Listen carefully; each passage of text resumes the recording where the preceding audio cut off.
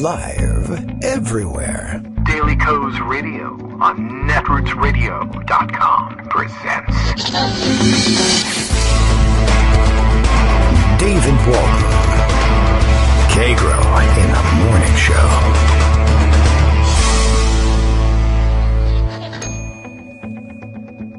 Now, here's David Waldman. Good morning, everybody. How you doing? It is Friday, July 12th, 2019. I was sitting here with the microphone open just thinking, what fun would it be to just jump in before the announcements are over and say, hi, I'm jumping the gun. I'm already here. And then I thought, I don't know. There's something unprofessional about it. And you know how I am. Rules bound, how I am. So I waited for the announcement to be finished. Good morning. Good morning, Netroots Nation. If you're just waking up in Philadelphia, congratulations. Actually, this is pretty early. Panels are probably starting. We should just let's log on to Netroots Nation and see what panels are starting, just in case you are there but can't reach your schedule from the bed, and you are listening on a laptop in bed. I don't think that's very likely, actually. So maybe we don't actually need to do anything like that. But anyway, I'm sure there's some great panels going on. You can look it up at netrootsnation.org if you can roll out of bed and flop onto the floor and crawl over to the laptop or the phone or maybe the printed paper schedule that you have. I don't think I really actually need to help anybody do this. I'm just sort of curious. Can I find that out now, or do I need the printed schedule just to see what's going on? I'm just curious. What's happening right now? Maybe I'll look that up. Or maybe we'll wait for a break. Anyway, lots to catch up on. And don't really need to do a radio scheduling service for Netroots Nation. Sorry I'm not there. Hope everybody's having a great time. The keynote speakers were last night. There were several of them. There's now there's 100 keynotes that happen every 15 minutes or something like that. And party schedule, of course, underway as well. Hope you're enjoying yourselves. I guess the weather is decent. Is it raining? I don't know. How will I find out? I won't. Okay. So, was my interest just rhetorical? Sure. You bet. Because there's things to talk about today. One of them is Jeffrey Epstein. His story gets worse and worse every minute. I am not certain, once again, how far to go with this stuff. But the thoughts keeping me occupied this morning just, I guess, involve all the really incredible things. I guess, you know what really interests me. If you're a longtime listener to the show, you've heard me do it 100 times. I'm just fascinated by the world in which you can be fabulously wealthy without actually doing anything in particular except whatever you want, and somehow just having lots of money to do it with. You know, I understand inherited money. It's just people who come from nothing and then just become billionaires. And, you know, it's pretty evident that really it's about living a criminal lifestyle. But you wonder how these things happen. And if you're the sort of person that gets up every morning and goes to work and wonders why you do it when other people can just sail through life this way, well, this story won't help you get ready for the day. But I don't know. I thought that was it's a fascinating story. And as you know, we've been reading for a couple of days about how nobody actually knows what he does. And there are lots of stories now about people who actually work in finance and on Wall Street who have spent several years since it became obvious that he was living this bizarro billionaire pedophile lifestyle. They have been asking around, any of you know anybody who trades with this guy? I mean, do you do any business with this guy at all? Someone somewhere on Wall Street or in hedge fund world has got to know that he is or isn't legitimately trading in things. And it seems that he just simply is not. But the other thing that kind of occupied my mind this morning is just thinking back to the deal he got on his so-called jail time. And, you know, we've been over the details of it, the broad brush details of it a couple of times. 13 months in county jail, not prison. And there was nobody else in the entire wing of the jail in which he was staying. So a private wing of the jail, and work release 12 hours a day, 6 days a week. which is, of course, kind of incredible. And I guess just all the other details. Now that we know things like nobody knows what he did for a living. So I'm trying to imagine being able to talk a real live, honest to God U.S. attorney and a judge into an arrangement where you say, you know what, I would like to have work release. Sure. Okay. Well, what do you have in mind? 12 hours a day, half of my sentence, I should be out. 12 hours. What kind of work do you do? I'm not telling. I mean, essentially, he may have said, I'm in finance. You wouldn't understand. I'm a hedge fund manager. Even if he just lies about that, hell, if he says he's a house painter, I don't know what kind of questions they ask. Normally, I guess if you are, let's say not a billionaire, or let's say not white, or both, they might say, prove to me that you are a house painter. But with hedge fund managers, I don't need proof that you're a hedge fund manager. For one thing, it says here in the newspaper that you're a hedge fund manager. When we arrested you, that was what we read about you in the newspaper. So fine. But I mean, honestly, no one can describe the work he does. No one admits to working with him on anything. But they're not going to do that investigation. But the upshot of it is, because they're lazy or just accept what they read in the newspaper, or I don't know, everybody knows he's a billionaire, so whatever, he does billionaire stuff. But essentially it comes down to, I'd like to be released for 12 hours a day, and I won't tell you why. The second part, I mean, after they say, well, you're in jail, how are you going to get to work? Well, you're going to drive me. Oh. Well, all right. Or I don't know whether he arranged for his own drivers or they drove him or what, but one's more I don't know which one's more outrageous, that the jail personnel would drive him to his so-called office, or that part of his work release is, and I'm going to have a limo pick me up every day, and I'm going to go to my office. Where do you work? In my house. We haven't gotten to this point yet, but of course now we know. In my house, which is filled to the rafters with nude photos of the girls that I raped that you locked me up for, but that's where I work. I don't tell you what I do, and I do it behind closed doors at my house. Let's leave jail and go to my house. That's a pretty sweet deal.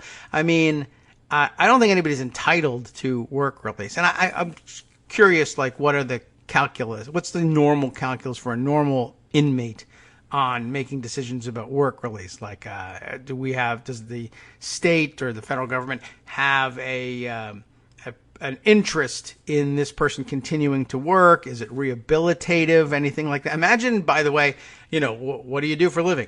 You know what I do for a living. I'm here because of it. I'm a armed robber. I see. All right, you're in for armed robbery. You'd like work release. Where do you work? A dark alley. Well, he's a productive citizen 12 days a week. We got to rehabilitate him 12 hours a day, rather, 6 days a week. But at least he won't be robbing anyone on Sunday, presumably Sunday. I guess that's the one day. Interestingly, God doesn't want you robbing people or looking at nude pictures of girls that you raped on Sunday. Everybody knows that.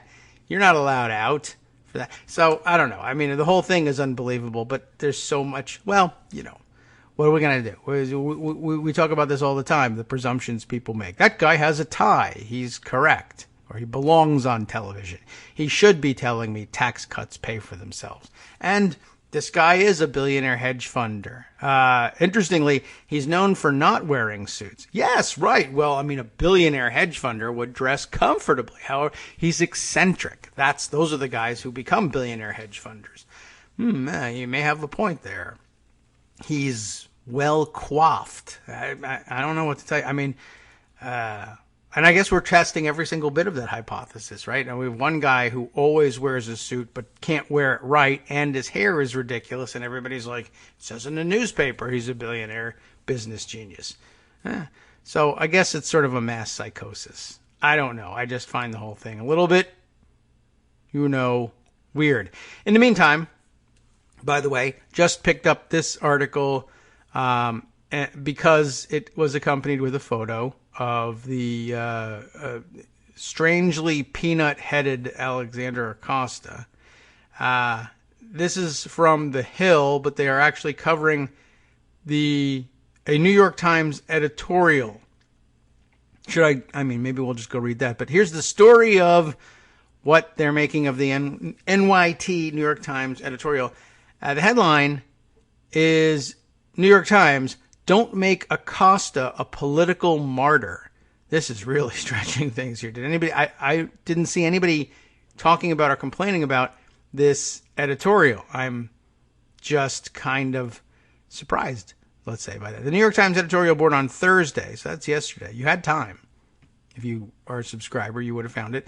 On Thursday, warned Democratic lawmakers against going after Labor Secretary Alexander Acosta over his 2008 plea deal with billionaire financier, maybe, Jeffrey Epstein, who is currently facing sex trafficking charges involving minors. You knew that. The newspaper cautioned lawmakers that they could make Acosta a political, quote, martyr. I really doubt that. That's a really bad call. And said that the focus should be on a slate of other issues involving the Trump administration, including immigration policies, attempts to add a citizenship question to the 2020 census, and Hatch Act allegations against at least 10 Trump senior officials. That is a interesting hodgepodge of the many, many scandals floating out there. We certainly never want to lose sight of the immigration stuff. The census question turns out maybe to be a fairly serious one as well, even though yesterday's developments were variously reviewed as a surrender by Trump, but also identified as maybe 100 times worse than it ever was before. So we'll maybe dive into that as well. Hatch Act allegations, it's a big deal too, given what happened and who did it. And how egregious the violation is. Another, total disregard for, like the rule of law or whatever. But I think it's really probably towards the bottom of most people's lists of the various scandals. Anyway, the idea, though, of the peanut-headed Alexander Acosta becoming a political martyr, like really, Trump, as little as he deserves it, as little as there is to recommend him for anything, could become a political martyr or higher ranking people who have a name among the MAGA set. And they can turn anybody into a political martyr, I guess, but who's crying for Alexander Acosta? What is the Alexander Acosta constituency? And how does the New York Times know anybody who's in it? I don't think that's in the cards. Oh my God. Look, did you see what they did to Acosta? I doubt it. I really doubt it. I don't even know what they're talking about. I'd love to, maybe I want to read the editorial to see if there's any sense to what they're saying at all. I doubt that there is. This is the article continuing here in the Hill. House Oversight Chairman Elijah Cummings and Representative Jamie Raskin, who heads the panel's Subcommittee on Civil Rights and Civil Liberties, sent a letter to Acosta Wednesday inviting him to testify later this month about his role in the Epstein plea deal. If he says no, then they move to subpoena, and if he still says no, then they go to court, and 2 years later, maybe he'll testify, maybe he won't. What a martyr, all right? The Times editorial board, and I guess here's the link that'll take us there, said that going after Acosta is a, quote, poor use of the lawmakers' limited time and resources. That is, I guess that's the Pelosi line, but I don't, that's weird. I say make her do that work. If Nancy Pelosi wants to say that going after Alexander Acosta is a waste of time, she will, if she wants to, but I don't even think she really wants to touch that particular landmine. So I don't know why they would do this work for her. And of course, walk and chew gum at the same time. Actually, the entire reason for the committee system to begin with is that a very small select subgroup of lawmakers can spend the time sussing out whether or not it is worth everyone else's time to do something. So a pretty poor read of, the basic structure of our legislative branch and entire political system. But okay. They go on to say, this is a mistake. There's no doubt that the judicial system must examine the accusations against Mr. Epstein, and that the Justice Department will have many questions about Mr. Acosta's apparent leniency toward him. The editorial said there is some doubt. Of course, it is the Donald J. Trump Justice Department, administered by William, is his middle name P? Middle initial? William Barr. So, with those two in charge, there is some doubt that the judicial system will examine the accusations, or that they will have many questions about Acosta's apparent leniency toward him. So I reject that premise out of hand. Congress digging into the case, however, is a poor use of lawmakers' limited time and resources. It's just really not. Also, there's no legislation moving. And, I don't know.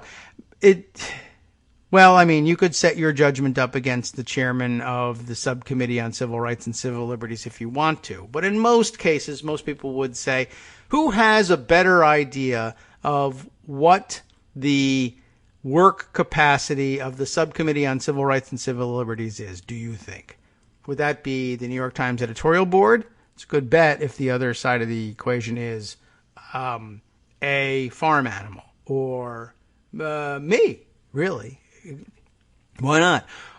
But if the guy you're betting against is the chairman of that subcommittee, my guess is the chairman of the subcommittee has a better idea of what they can and can't do time-wise about this than the New York Times editorial board is. I would submit, just for fun, that it is a poor use of the limited time and resources of the New York Times editorial board to worry that much about this. But I'll bet they could convince even me that they could fit that into their schedule. After all, they're all on work release for 12 hours a day, right? Well, this is a huge mistake, of course, according to them. The editorial board also warned the testimony could cause lawmakers on either side of the aisle to make the testimony a proxy battle between the Trump administration and congressional Democrats. Yes, and I think that would be a feature. But anyway, maybe they're against it. Mr. Acosta's appearance before House members right now is unlikely to bring much more light to the situation. Now, that may actually backhandedly be true. At best, having lawmakers grill him will give the political issue, or rather, will give the issue a political rather than criminal cast. It's not meant to have a criminal cast. And the second a Democratic member suggests that Mr. Acosta is emblematic of the rot at the heart of the Trump presidency, she is, the partisan battle lines will harden. So what? I don't see it as a problem. The board pointed to how the accusations against Acosta have already turned political. So it wouldn't be them doing it. It would just be a continuation of what has already happened. And what's the big deal? Debbie Wasserman Schultz is cited next, accusing the president of coddling Acosta after Trump said he feels badly for the labor secretary and said he's doing a fantastic job. Chuck Schumer and Nancy Pelosi have both called for Acosta to step down. As for Mr. Acosta's past failures as a federal prosecutor, better to let the legal system and the court of public opinion carry this particular burden. Some outrages are best kept as free of partisan politics as possible, the editorial said. Why? I'm unconvinced at the very least. I don't know if we get anything out of reading the rest of the editorial. Probably the best summary of it is there, or the best of it has been sussed out. I don't know. It's surprising, to say the least. Okay, I think we'll leave it at that. I'll share the New York Times editorial with you so that you have it for your own perusal. And I suppose if we really get stuck, or one of you raises a particular question or objects and says, I absolutely have to hear the New York Times editorial read aloud to me with some tisk-tisking and tut-tutting, then I'll go along with that. All right. Other major threads of discussion this morning are, what in the world does Jeff Epstein actually do for his money, or where did he get that house, or whatever else? Let's see. Michael Musson has sent me this, saying this Twitter thread is going around investing circles, detailing one plausible theory of how for how Epstein made whatever money he has. And I think I may have seen this one, but maybe not. There are like 35 of them. So let's take a look at this one first, because I just said I have it in front of me. And it's a thread from, I guess, a person known as Quantian1 on Twitter. So apologies, Quantian says, in advance, but I want to do a quick little thread to explain my theory of what the Epstein story really is. I promise this isn't some crazy Pizzagate conspiracy. Oh, good. About space lizards. Just a neat little explanation that, in my opinion, perfectly fits the known facts. And it's, I guess, a 13-part series. We'll begin that mini-series here. We need some sort of theme music for it, but I have none at the ready. Let's see. Here. The Armando crash will open things up, and then we'll do the horror dramatic.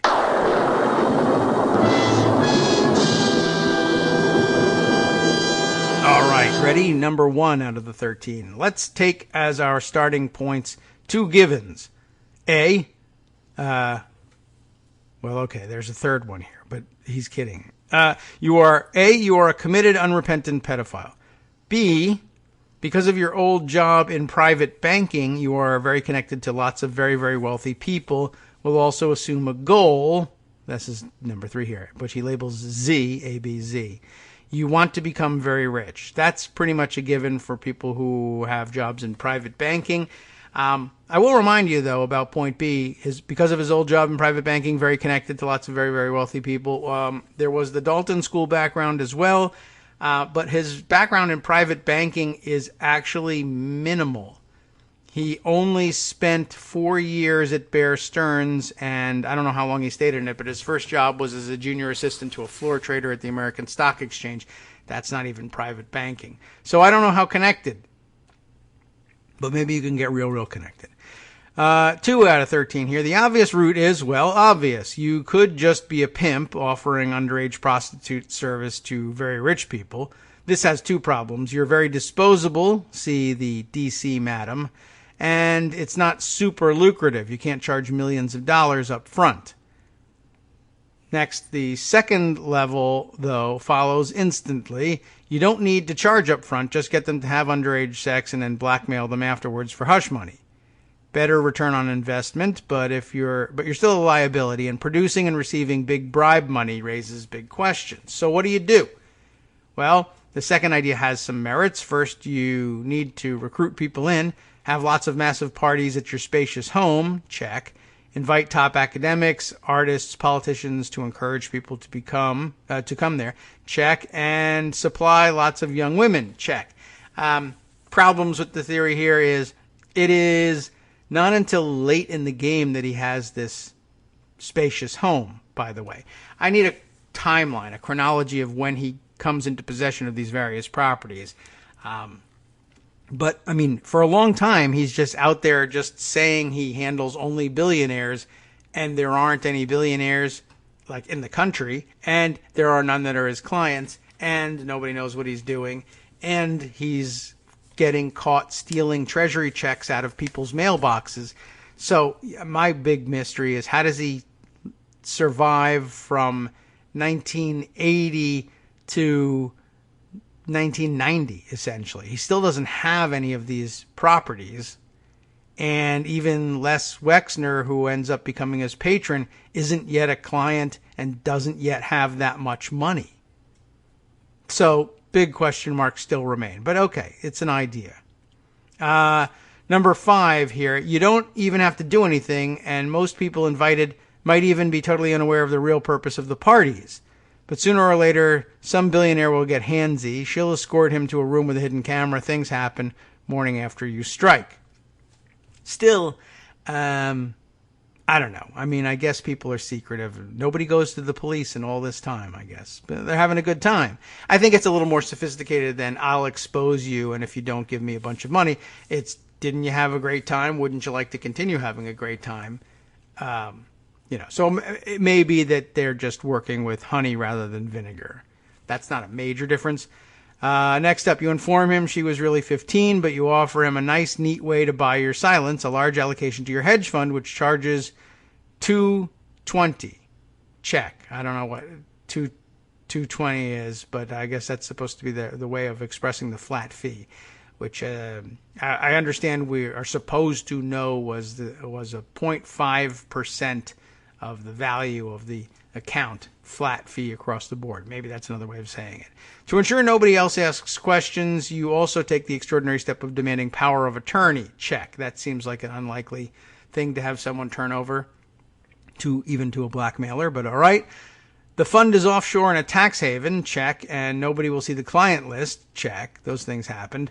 Of course, you don't really know anything about investing, instead making up some nonsense about currency trading. Check. And nobody on Wall Street has ever traded with you. Check. The fund itself doesn't need investment personnel. Check.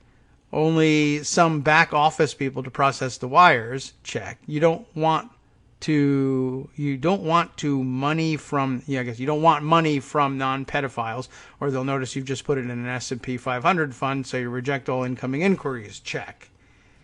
At least that's what they say. Okay, a few more of these before we exit. Number 9 out of 13, a $20 million wire from billionaire X to you with no obvious reason will raise many questions, and the IRS will certainly want to know what you did to warrant it. A $5 million quarterly fee for managing $1 billion in assets? Nobody bats an eye. It doesn't say check, but I assume that they mean that there is now a check mark next to that as well. Because of this structure, you're extraordinarily secretive about client lists. Check. Because there aren't clients. They're pedophiles paying you bribes, and they are also very secretive, which is why no letters or return streams ever leak. Check. Occasionally, you may also try this trick on other people, like important political figures, etc. They don't have to invest in the fund, but it's nice to have them in your pocket. Other academics and artists, etc. can just be bought with money as a PR smokescreen. It's getting a little speculative here and a little hazy. We'll be right back. Hi, it's me, David Waldman, your host for Kagro in the Morning, with a brand new interruption to say thanks to all of you who support the show. Remember when I told you that our average monthly donation was about $7, for which you were getting 2 great hours of news and entertainment 5 days a week, and how that came out to about 70 cents an hour? That's a pretty good deal. Except it's wrong. The math actually works out closer to 17 cents an hour. It is hard to beat a deal like that, and even harder to send your kids to college on. Thankfully, Patreon.com makes it easy to make that work. Patreon, Patreon.com, is the simple, secure way to make recurring monthly contributions to support our show. Just search for me or the show name on the site, and they make it easy to crowdfund the show so that the power of our numbers can keep the show going for just a few bucks a month. Once again, thanks so much for all your support.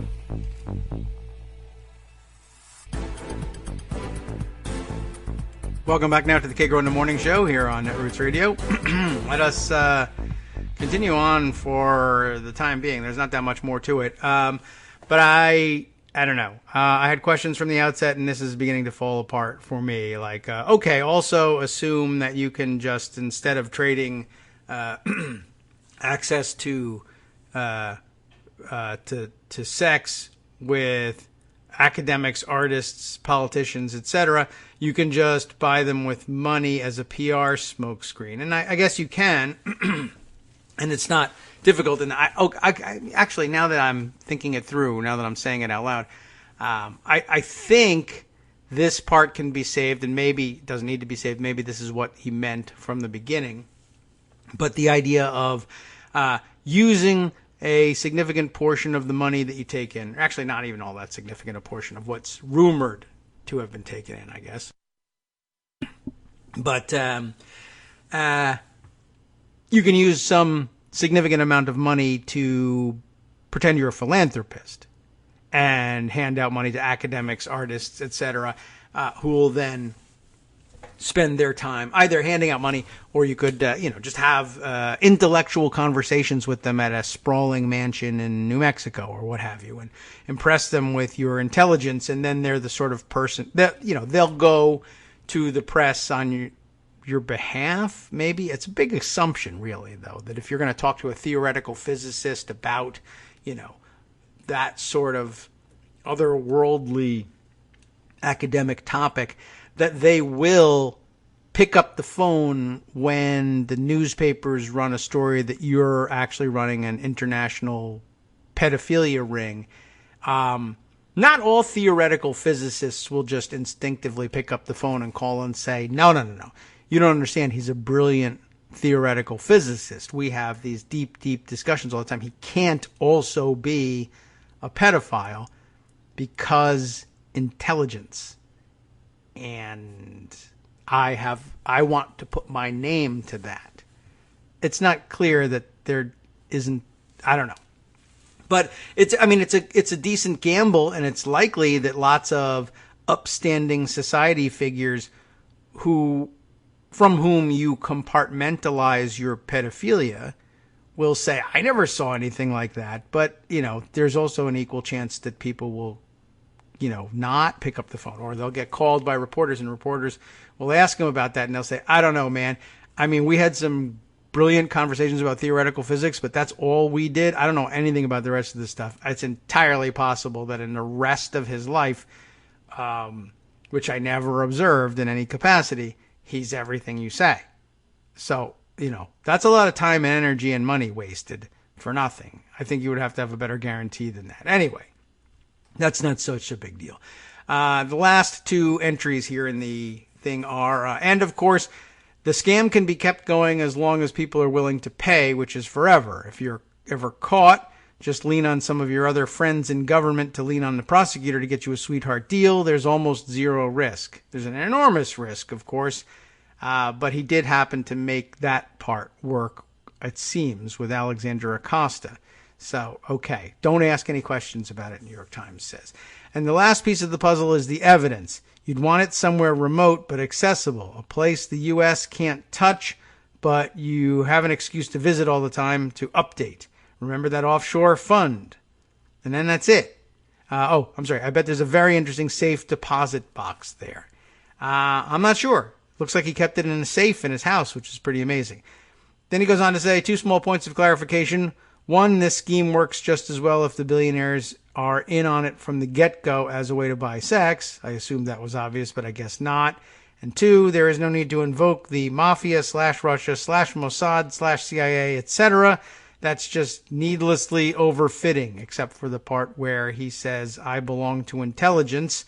And at least some of that, presumably parts of the Russia, Mossad, CIA, etc. part of that formulation, leaving aside the mafia for the moment, actually goes directly to that and is a check that needs to be checked and isn't checked. So I'm going to give this one a D, 60% D on this. I'll barely pass you on that one, quite honestly. So I'm not thoroughly convinced, and I think 0% educated, actually, now I have read this thing from Quanti. And sorry, Michael, I didn't buy this one for myself. But by the way, speaking of buying things, the last bit here says, wow, this blew up. If you want more analysis like this, register for my premium feed on furaffinity.net. I don't know what that is, but I've just clicked to it, and I'm kind of sorry I did, and I don't know what this is supposed to be. But wow, is this guy? It's just what it sounds like. He's like into the furry lifestyle. So no, I don't think I'm going to be subscribing to that one. And I don't know whether that interests you or not. But the idea of a premium feed interests me in that it's one of those things that I haven't got the fortitude to establish. That just seems wrong to me. But I've thought of it. A lot of people are monetizing their stuff. Imagine monetizing your tweets by having a premium feed of some kind. I'm just curious, like, what's the structure of it? And can I get in on the grift? It won't be through Fur Affinity, though. I can tell you that. That's kind of disturbing. You can explore it at your leisure. All right, so dead end on that one, if you ask me. Not all of it is completely baseless, but that which wasn't was pretty much already obvious after all. So he had that part right. Other items, though, of some interest that have been shared with me over the last day or two about, and they're still about Epstein. I'm stuck. And I really, I want to apologize. I mean, I do think that there's a great proxy interest in him, but I am starting to think we're getting carried away distraction-wise. But I am sort of fascinated by, again, the mystery of it. So we'll read at least one more thing and then mention one more item here. Real hedge fund managers is what I have in front of me. Real hedge fund managers have some thoughts on what Epstein was actually doing. Let's find out about that. This is Michelle Salarier. I don't know how she pronounces her last name, but it looks fantastic. Congratulations, Michelle, on having that last name. This is in New York Magazine, where all the Epstein reporting is happening because he almost bought the thing at some point. It's not because, but it's also interesting that he did. Long before Jeffrey Epstein pleaded guilty to prostitution charges in Florida more than a decade ago. His fellow Palm Beach resident and hedge fund manager Douglas Cass, Kass, was intrigued by the local gossip about his neighbor. I am too. I admit it. I'm hearing about the parties, hearing about a guy who's throwing money around, says Cass, president of Seabreeze Partners Management. While stories about young girls swarming Epstein's waterfront mansion and the sex parties he hosted for the rich and powerful were the talk of the town, of course, Cass was more focused, because he's a straight-laced guy, on how this obscure person, rumored to be managing billions of dollars, had become so wealthy without much of a track record. He's upset about the elite circle being penetrated by a nobody, I guess. Cass was well connected on Wall Street, where he'd worked for decades, so he began to ask around. In other words, he, I guess, was actually living the life that Epstein said he was living, which led him to become a billionaire hedge funder. So he asked around. I went to my institutional brokers, to their trading desks, and asked if they ever traded with him. I did it a few times until the date when he was arrested, he recalls. Which time, I'm not sure. Not one institutional trading desk, primary or secondary, had ever traded with Epstein's firm. Was it the time he was arrested for the sex stuff in 2007, 2008, whatever it was? Or was it the time he was just arrested now? Or was it the time in 1993 where he was arrested for stealing checks out of mailboxes? I don't know. But I'm guessing it was the first one, the 2008 arrest. When a reporter came to interview Cass about Bernie Madoff, shortly before that firm blew up in the biggest Ponzi scheme ever, Cass told her, "There's another guy who reminds me of Madoff that no one trades with." That man was Jeffrey Epstein, though I don't know if he told her that. How did he get the money? Cass kept asking. For decades, Epstein had been credulously described as a big-time hedge fund manager and a billionaire. See, credulously, that's what I'm talking about, even though there's not a lot of evidence that he is either. Like Trump. Weird, another proxy. There appears little chance the public is going to get definitive answers anytime soon. In a July 11th letter to the New York federal judge overseeing Epstein's sex trafficking case, Epstein's attorney offered to provide sealed disclosures about Epstein's finances to determine the size of the bond he would need to post to secure his release from jail pending trial. His brother, Mark, and a friend even offered to chip in if necessary. Now, a billionaire hedge funder almost certain would not need anyone to chip in on his bail. Even if it was $1 billion, he could hack it. But now he's going to have his brother chime in. And by the way, I've read some other stuff this morning that's also tangled stories about his finances. You should also read it, and I'll tell you what it's about in a little bit, but probably just can't spend the time reading in on it. But apparently it's also been a question mark as to whether or not he even has a brother. So that's a pretty mysterious guy, too. There's lots of court filings that say he has got no other immediate family or no meaningful family relationships, which may or may not mean he has no family. But he clearly has a relationship of some sort with a Mark Epstein, and the fact that nobody can say definitively whether it's the guy's brother or not is amazing. Naturally, this article continues, this air of mystery has especially piqued the interest of real-life non-pretend hedge funders. If this guy wasn't playing their game, and they seem pretty sure he was not, what game was he playing? Intelligencers spoke to several prominent hedge fund managers to get a read on what their practiced eyes are detecting and all the new information that is coming to light about Epstein in the wake of his indictment, yada yada. I'll try and shorten this a little bit. Most saw signs of something unsavory at the heart of his business model. To begin with, there is much skepticism about among the hedgies intelligencers spoke with, that Epstein made the money he has. And he appears to have a lot, given a lavish portfolio of homes and private aircraft, as a traditional money manager. A fund manager who knows well how that kind of fortune is acquired notes, it's hard to make $1 billion quietly. Epstein never made a peep in the financial world. Epstein was also missing another key element of a typical thriving hedge fund: investors. Cass couldn't find any beyond Epstein's one well-publicized client, Les Wexner, nor could other players in the hedge fund world who undertook a similar snooping. I don't know anyone who's ever invested in him. He's never talked about by any of the allocators, says one billionaire hedge fund manager, referring to firms that distribute large pools of money among various funds. The word "of" is missing there. Epstein's spotty professional history has also drawn a lot of attention in recent days. It has here. And Cass says it was one of the first things that raised his suspicions years ago. So we're not totally off base. Now 66, Epstein didn't come from money and never graduated from college, yet he landed a teaching job at a fancy private school, unheard of, says Cass, and rose through the ranks in the early 1980s at investment bank Bear Stearns. And again, only 4 years there. Within no time, Cass notes, Epstein was made a partner of the firm and then was promptly and unceremoniously ousted. Epstein reportedly left the firm following a minor securities violation, and there's another article in Pocket about that. Even that is disputed. No, I didn't. Yes, you did. This one, that one says yes, no. So even that is in question.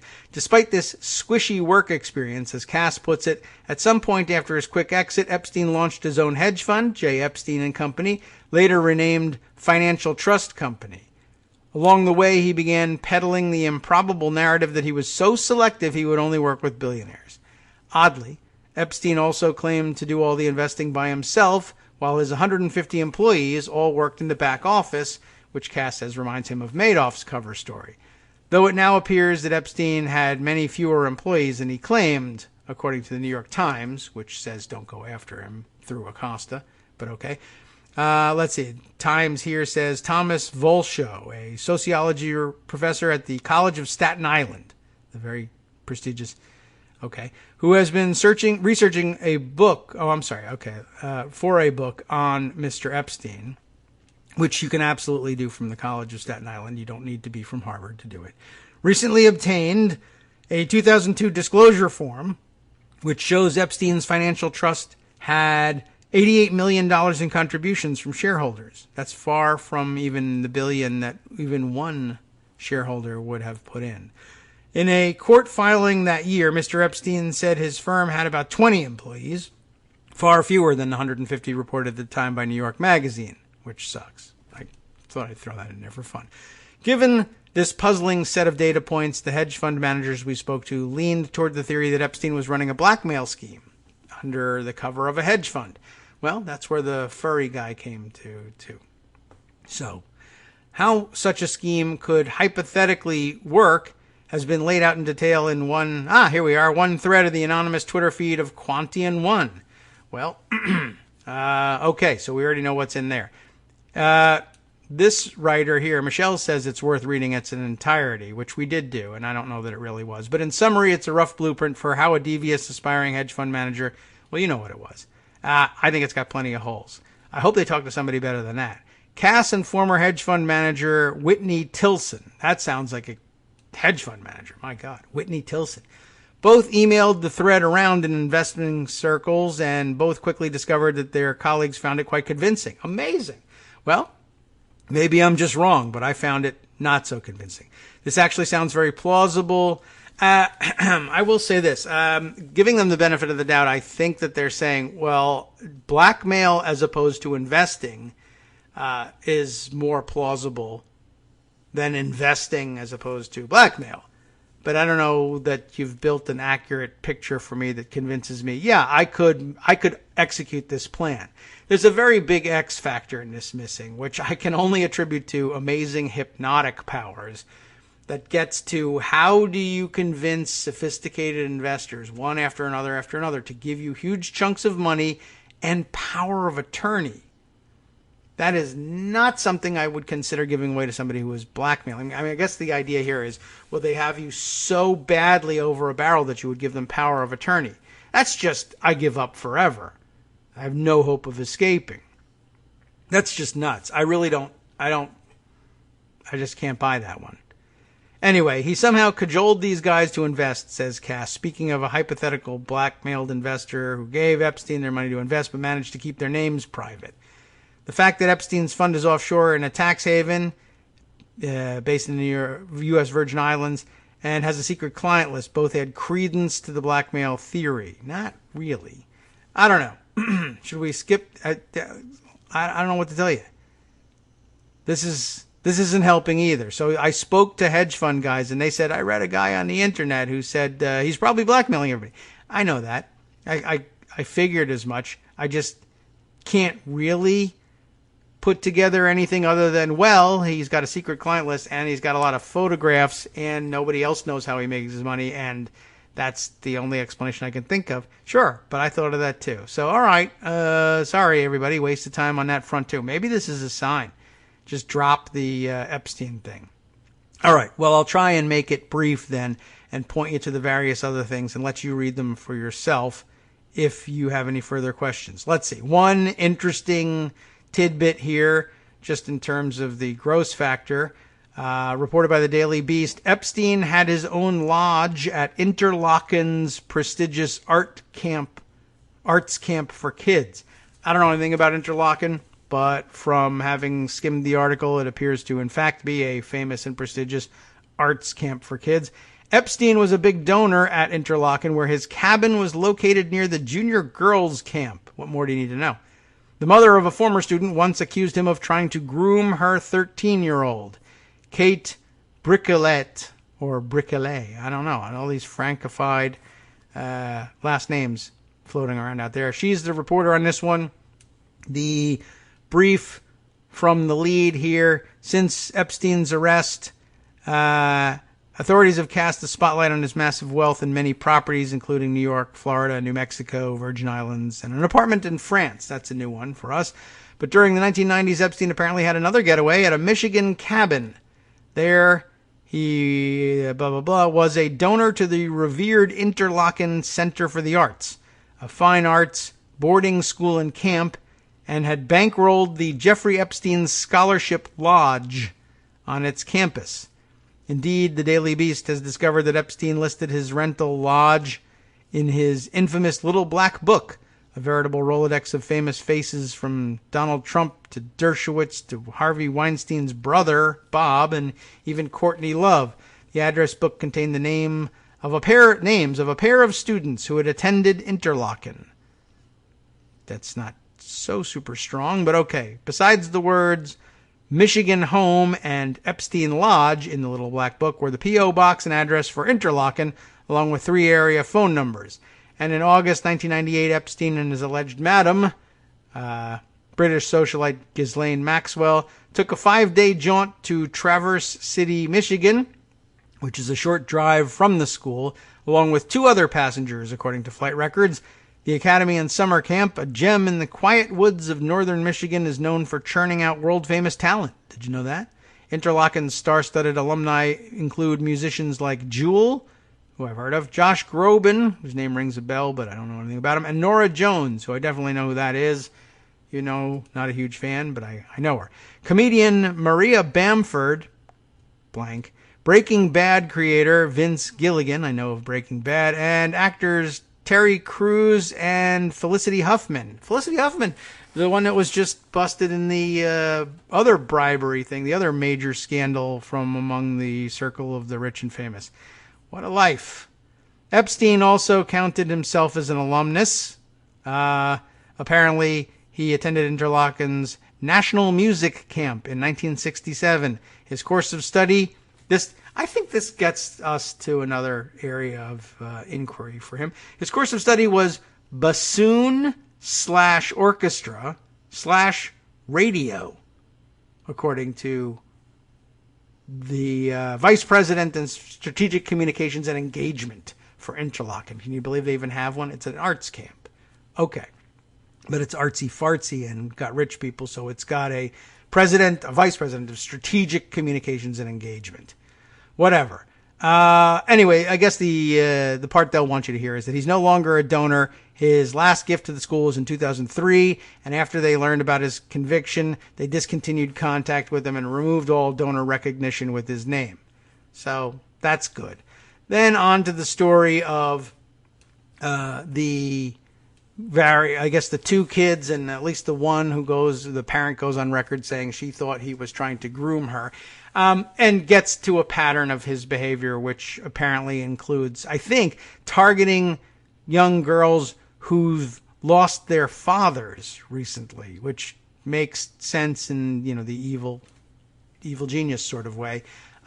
That's probably going to work. There's also mention in here of his, I think, latest accuser, Jennifer Araoz, A-R-A-O-Z, now 32 years old, who claimed that, or accused him of forcibly raping her when she was 15 in 2002. Or, I'm sorry, that's a different one. This is when she was 14, and I don't know. Okay, so I don't think we're getting anywhere any further with this one, but you should be aware of it and that it's out there. A lot of people are asking me whether or not I will be bringing up the fact that there are similar accusations of forcible rape of teenage girls from around the same time period when Donald Trump and Epstein were hanging out together, and while he was still describing him as a great guy. And there it is. It's been mentioned, but that there's a case that was filed early on in his candidacy/presidency from a girl who said that she was 13 at the time and was raped by Donald Trump at one of the Epstein parties. And the suit was later dropped because she was receiving death threats.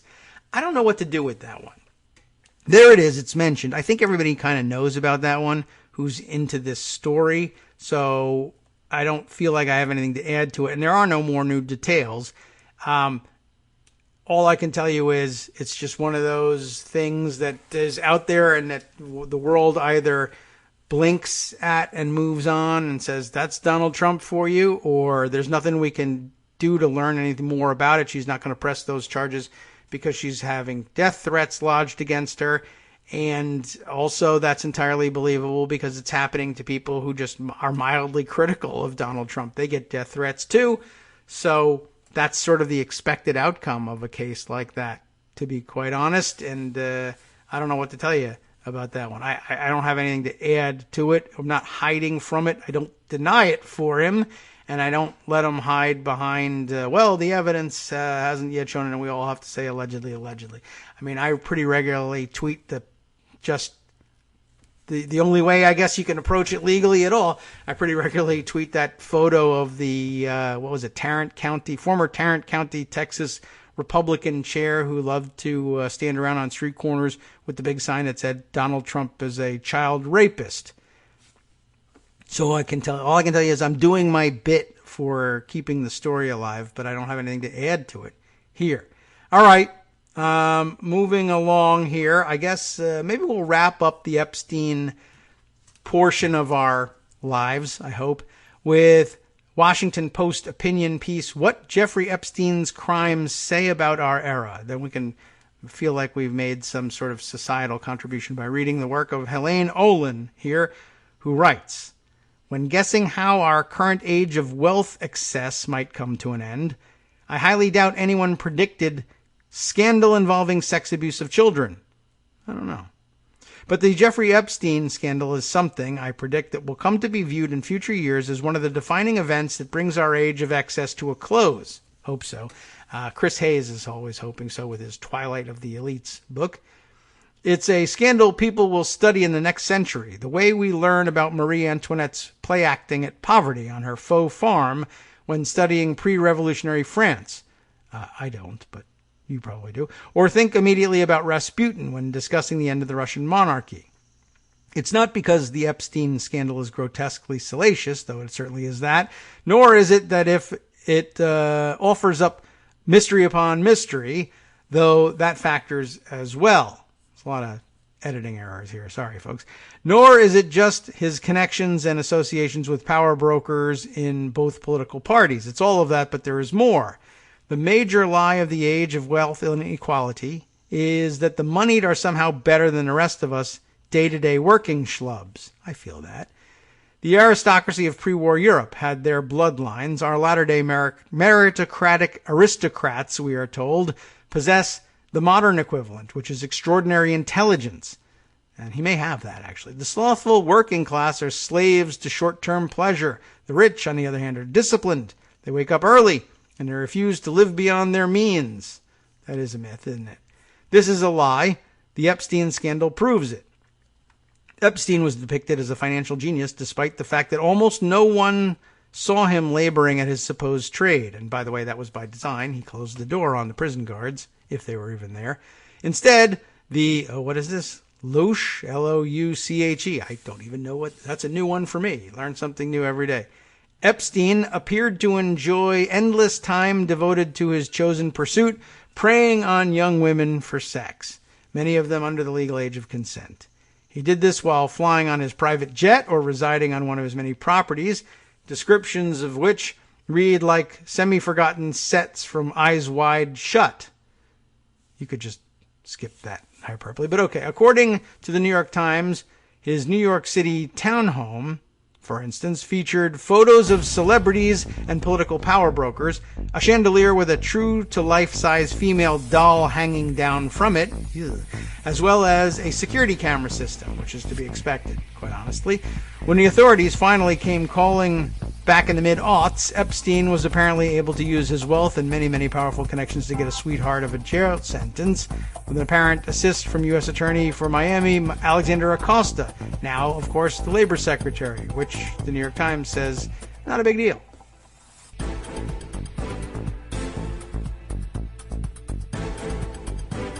All right, welcome back now to the Kagro in the Morning Show here on Netroots Radio. Breaking news, though it broke 10 minutes ago while I was reading this stuff. Brian Monroe informs us NBC Politics is tweeting, breaking, Labor Secretary Acosta is resigning. You may already have heard that. You probably already guessed it.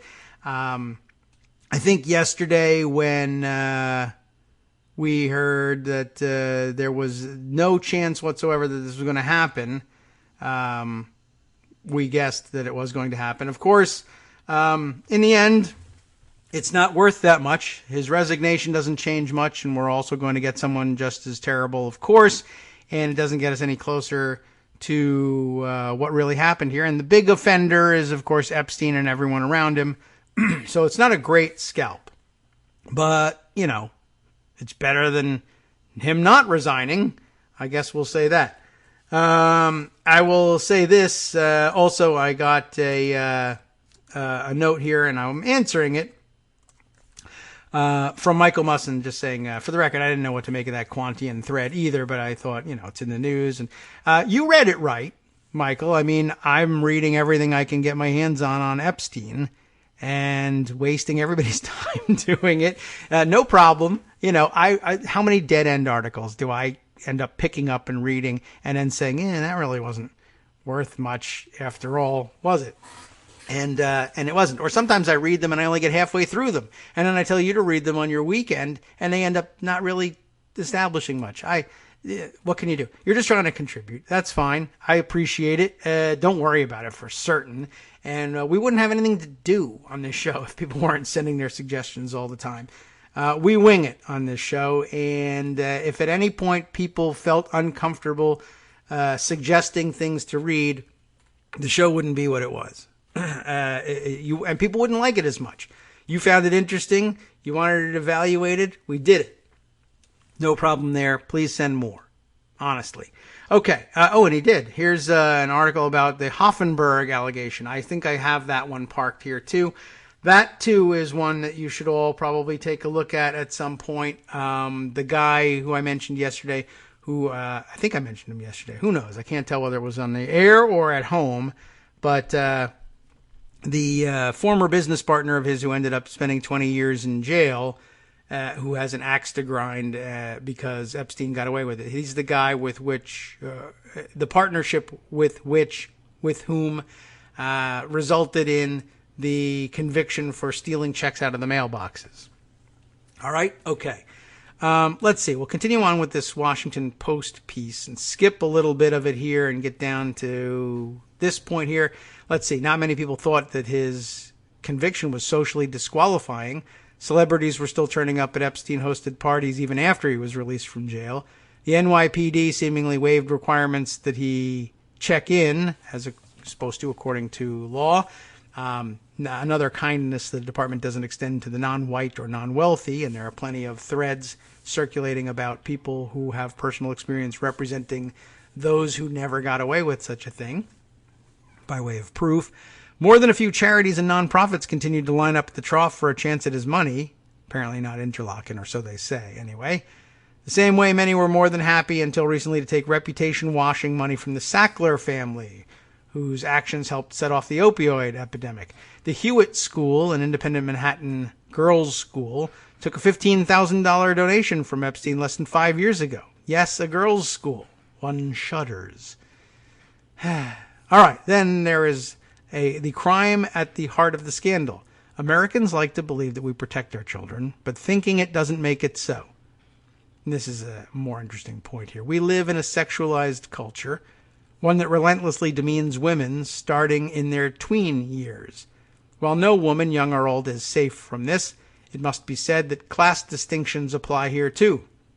The young, the powerless, and the poverty-struck, often phrased as poverty-stricken, but okay, are even more vulnerable to the powerful and wealthy. Epstein, a practiced predator, apparently knew this. He and his helpers seemed to specialize in targeting girls from working-class homes with absentee or overwhelmed parents. Let's pause for a moment to note one of his chief alleged procurers, Ghislaine Maxwell, Manhattan socialite and daughter of media baron / fraudster Robert Maxwell. It's not hard to suspect that if Epstein was preying on the daughters of the well-connected, he would have done more serious jail time when originally charged. Our era is one of exploding and all but unpunished crime by the wealthy and connected.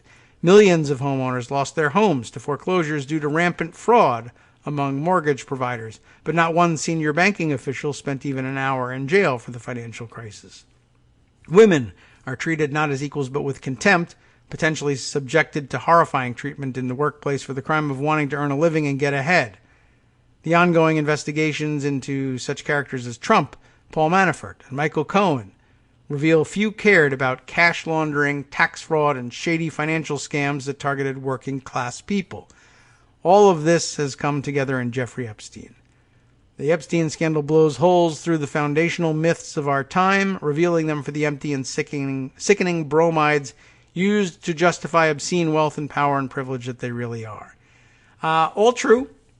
And all true before Epstein, quite honestly, and all equally exposed by various other frauds that came long before, but another example of the same is where I'll leave it for now. All right, let's see. I'll just have to scroll through and see what else, if anything, there is on this. Oh, boy, there's still more.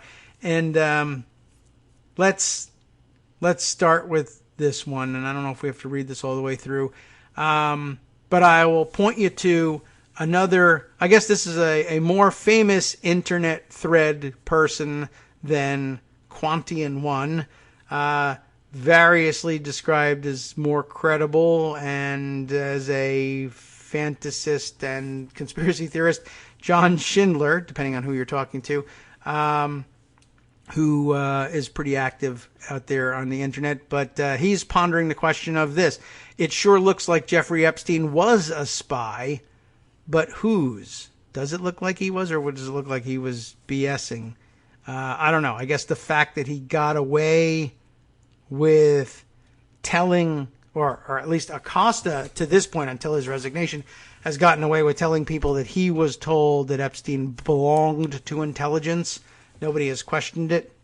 Apparently there was a reporter actually at the press conference who asked the question and got just a huge dodge, and nobody followed up. But let's see.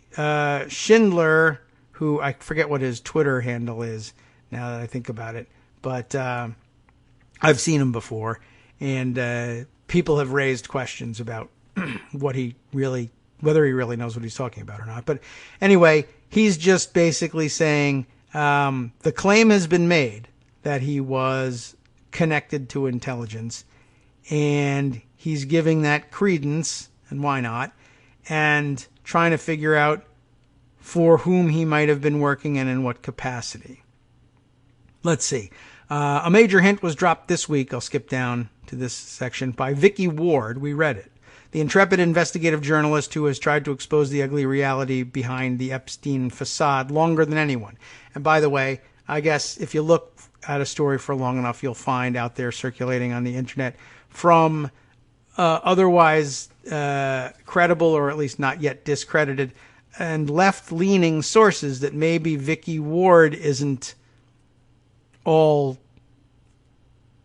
goodness and light either. I guess there's that out there. So nobody's saying that, no one ever should adopt the position that if someone is right about X, they're a hero forever in all capacities. That's not something we do here. But anyway, he continues on saying, in a report for the Daily Beast, Ward shed light on the Justice Department's non-prosecution agreement in which there was this back off. He belonged to intelligence. Wait, what? This is where he picks up the story. So Acosta, according to himself, backed off on prosecuting Epstein back in 2007, despite the possession of ample evidence proving his guilt, because he belonged to intelligence. Whose intelligence exactly is one first of many questions that arise here. This claim was met with an appropriate degree of skepticism, and Acosta had a chance to explain what he meant at a press conference the other day. On camera, Acosta maintained that he did the best he could with that case while admitting that it hardly looks like fair punishment now.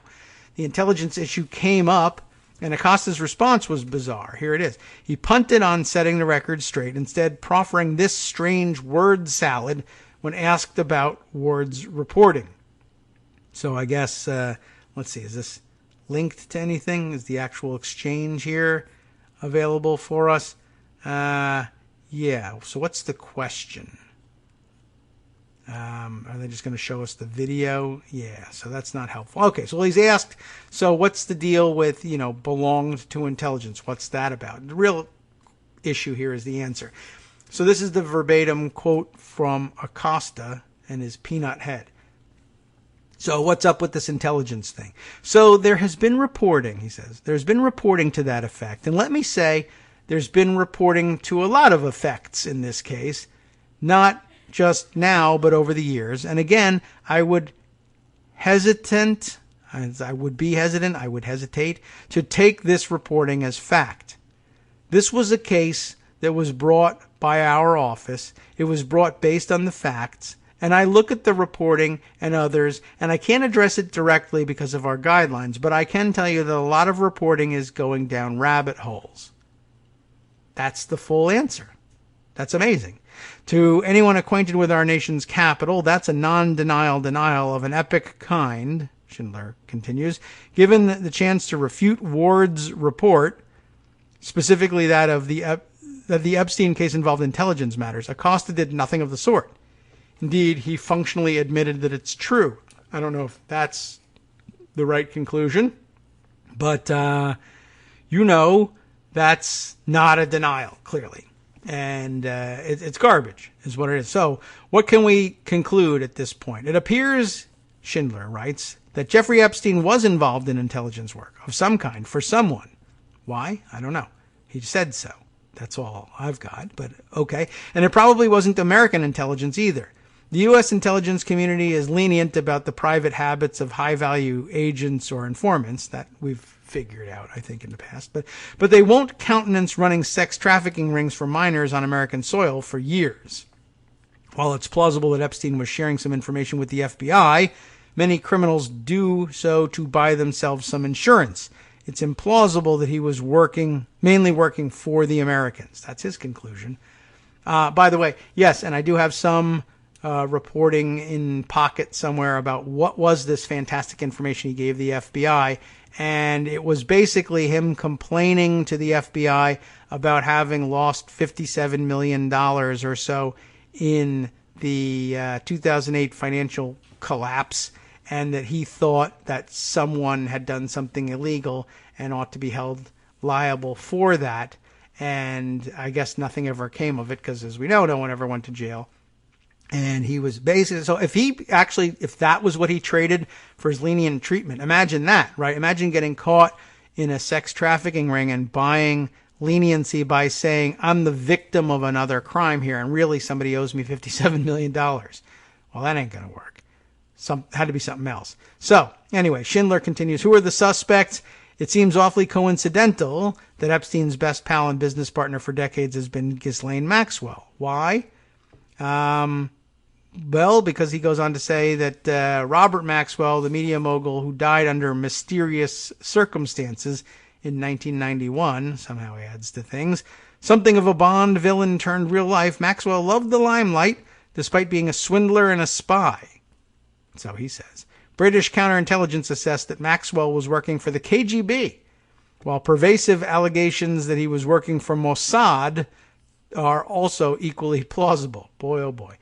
Since the lines between Russian intelligence, Israeli intelligence, and organized crime can get remarkably blurry in practice, maybe in practice, at least in the rumor mill online, I've seen it happen.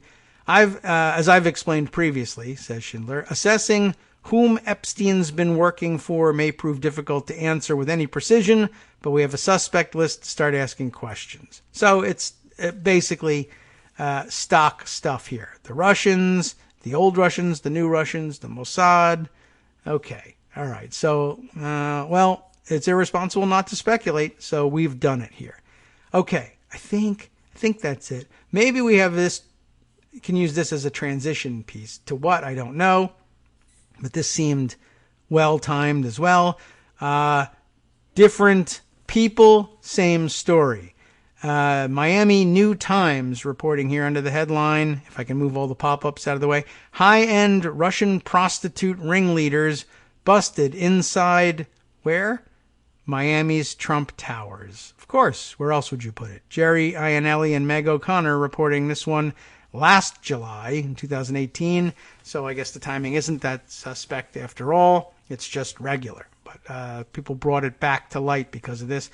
But just for fun, according to Facebook, Russian national Ksenia Kodukina, I'm mangling that name, I'm sure, grew up in Chelyabinsk, my goodness, before eventually moving to New York City, that's easier to pronounce, and then to Trump Towers 3 in Sunny Isles Beach. Remember the Miami enclave?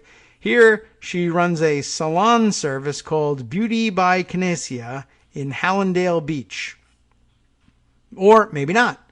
According to Manhattan prosecutors, she and her husband, Yevgen Rizanov, both aged 29, were in fact remotely running a high-end prostitution service called the Russian Dolls from their Trump Towers 3 apartment, the New York Post first reported last year. The two of them were arrested in Sunny Isles Beach July 11th. That was yesterday, a year ago, July 11th, 2018. According to Miami-Dade County Court records, the pair has since been shipped back to Manhattan. Reporters were on scene Wednesday as the two were arraigned in New York County Court. Both Russian nationals have pleaded not guilty to third-degree counts of promoting prostitution. There's more to it, of course. You can read it yourself, and they are the typical prototypes. To be honest, I guess only the picture of Ksenia is here, but I say typical prototype in that the photo illustration is of her playing with her hair, taking a selfie in a mirror, Instagram style, and she is convinced of her world-class beauty, apparently, and wants you to believe it too. So just another sort of Moss Isley moment to bring to your attention. Don't know whether it goes anywhere until someone connects all those dots later on in the future. All right, let's see. More fun stuff. I'm going to move on to other things entirely, I think, as we swing into the second half of our program a little bit late here. Let's see where to start. Okay, I think the census is the big deal here for the rest of the day.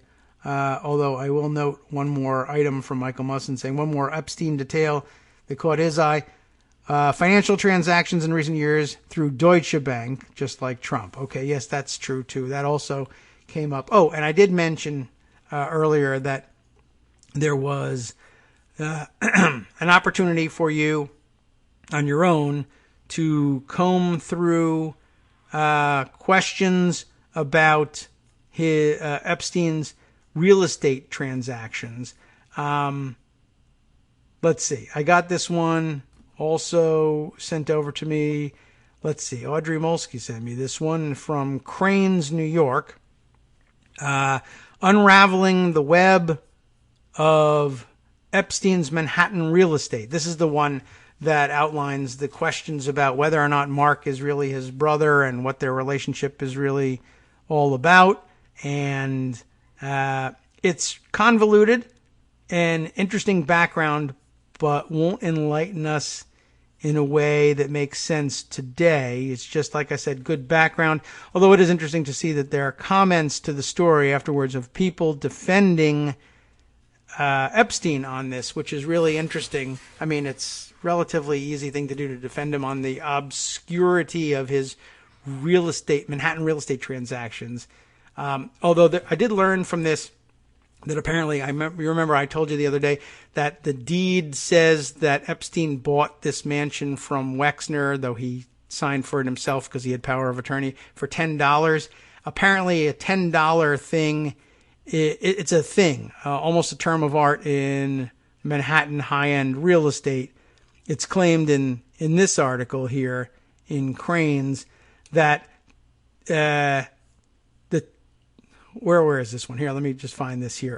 Martha Stark, former commissioner of the City Department of Finance, told Cranes that the $10 figure is a placeholder used in many real estate sales, a holdover from a period when the value of property transactions was not publicly disclosed. So it's not necessarily the case that they're really selling things for $10. They just say $10 and other valuable consideration, blah, blah, blah. Sometimes just leaving out the purchase price. And that a lot of this sleuthing includes people like Stark who supposedly know what's going on and all this thing. They're able to see there are other deed transfers that make notes, for instance, of things like the payment of a real estate transfer tax paid on the sale. And they can take that price and from that extrapolate the true sale price of the building. But that it's apparently a regular thing in upper crust real estate transactions to put this $10 business down, either because it's a holdover from the old days when people didn't talk about money, or because they're trying to obscure things. And I don't know if there's any requirement that there be mentioned in the deed the payment of this transfer sales tax, but I guess those records are out there somewhere too, and you can always look those up. All right, let's see. We'll see what else we can fit in today. But I said that the census issue was a big one, and like I said, yesterday's announcement after the Bagel Boss style meetup in the Rose Garden, which nearly ended in a fist fight, amazingly enough. But I guess if you invite enough right-wing trolls to the Rose Garden, that's what you're going to get. Trump wound up the day's activities in the Rose Garden with an announcement on the census question front. The announcement amounts to his saying that they were going to revert to what turned out to be an old plan. He didn't characterize it this way, but they were going to, there was going to be an executive order, and the executive order was going to direct the various departments to share with the Census Bureau all the information and data that they had about the number of citizens in the country versus non-citizens, and that they were going to try and paint a picture of the data they wanted out of the data they already had. So this was at first received as a tremendous cave from Trump, who was trying to save face, and that brought people out there to say what a brave and wonderful thing it was. But essentially it amounted to, well, we already have this information and now we're going to send that information to ourselves, which is a far cry from having the intimidating question on the questionnaire that they could use to frighten people out of answering the census. So, like I said, it was described by a lot of people as a big defeat. Here, Steve Bannon says so for MSNBC, why Trump's census surrender is such a, quote, humiliating defeat.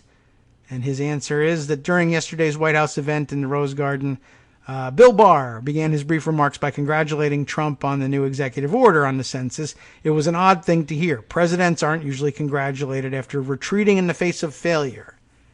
And I guess, what do we have here? Reporting from NBC that he quotes, Trump announced Thursday he's backing off his effort to include a citizenship question on the census and is instead issuing an executive order directing departments and agencies to better share data related to the number of citizens and non-citizens in the country. Dale Ho, director of the ACLU's Voting Rights Project, who argued the U.S. Supreme Court case in this fight, said in a statement late yesterday, Trump's attempt to weaponize the census ends not with a bang, but with a whimper. Trump may claim victory today, but this is nothing short of a total humiliating defeat for him and his administration. That assessment is plainly true, says Bannon. Team Trump spent months trying to rig the 2020 census in such a way as to, you know what it was all about, undermine Latino communities, etc. And that they were all caught lying about the purpose of the scheme. Their rampant incompetence contributed to Trump's legal defeat, though the president went out of his way to make matters considerably worse.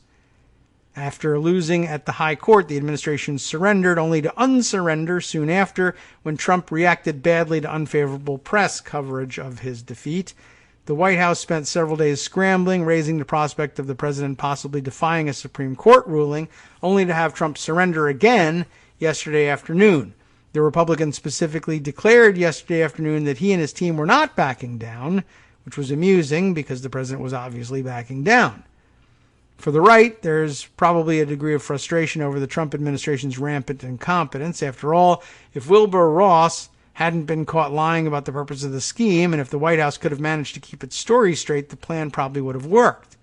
Indeed, Supreme Court Chief Justice John Roberts effectively said as much in his ruling, explaining that Team Trump failed, not because the citizenship question was legally impermissible, but because the administration didn't have a coherent, justifiable reason for adding the question to the census. As Greg Sargent and Paul Waldman explained very well yesterday, in a presidency full of pratfalls and screw-ups, there have been very few efforts characterized by quite the combination of boundless bad faith, obvious dishonesty, and sheer incompetence as this one. Looking ahead, there are a couple angles to keep in mind. The first is the utility of the administration's new plan, which at this point appears murky. As the ACLU's Daniel Ho told Rachel on the show last night, Rachel Maddow, of course, the president's new executive order asks federal agencies to maintain the status quo. In effect, Trump signed a document telling the executive branch, keep doing what you've been doing, but do it better. This is, incidentally, the face-saving approach Census Bureau officials recommended a year ago, but which the president rejected until yesterday. The second angle is the possibility that considerable damage has already been done. As Loyola Law School's Jessica Levinson explained in a piece for NBC News, many in the targeted communities are likely aware of the controversy and they may now be afraid to participate in the census. That's all still true. But there's something else here that deserves mention, and I'll have to dig up exactly how I put it on Twitter yesterday. But I was taking a look at what the president actually said yesterday, and well, maybe we'll get back to that afterwards, but I think there might still be, I hate to keep the fire burning on this one, but there may still be reason to worry that the census will, in fact, be used pretty much as they wanted it to be used the first time around. Yes, there is, of course, the possibility, as they mentioned in this article, that people will still be intimidated about answering the census accurately, and that may itself lead to an undercount of vulnerable populations. But I think there may be more to it, and I want to wait until after the break so that I can rig up an opportunity to play you the president's comments so you can hear it in his own words, and then I'll tell you what I think that meant after this. Hi everybody, it's me, David. Let's change things up from the old fundraising pitch for just a minute and talk instead about how you can be a part of our show. If you've got a smartphone or any other electronic recording device, why not sit down and record a segment for us? Read us an important article and give us your take. Read one of your own original essays, or even just give us your commentary on something you'd like to share that's important to you. Then send the file to me at kagrox@gmail.com, and I'll try and work it into the show. Short segments, a few minutes in length, are easiest to fit in. And of course, I can't always guarantee that I'll be able to play everything, but if you've ever shouted at your radio or TV about something you wish was being covered, here's your chance to change that. Make the show your own. Send your submissions to me at kagrox@gmail.com.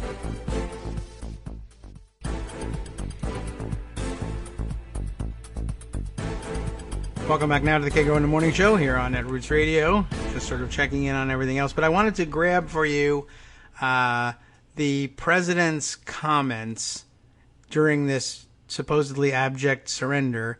And just the beginning of this video, if I can rig it up correctly, will kind of reveal what I'm worried about here. And I don't think I need the exact beginning, but let's see if this plays through here. Accurate. Here we are. The Census Bureau can use this information along with information collected through the questionnaire to create the official census. In other words, as a result of today's executive order, we will be able to ensure the 2020 census generates an accurate count of how many citizens, non-citizens, and illegal aliens are in the United States of America. Now, that's not too much different about what from what most people reported about this thing. Oh, well, it's just a memo that says we're going to use information we already have to come up with a count that will be more accurate than we had before. And others argued, and I think apparently the Census Bureau said, we'd get a better picture of how that question should be answered from the data we already have than we would get from asking it point blank on the census.